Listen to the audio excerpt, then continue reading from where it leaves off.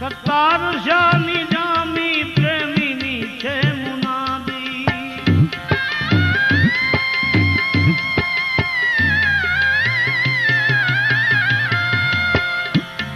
સત્તાર શાની જામી પ્રેમીની છે મુનાદી.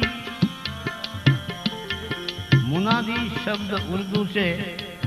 મુનાદીનો મતલબ થાય છે જાહેરાત, ઢંઢેરો. શું જાહેરાત કરે છે ભક્ત કવિ?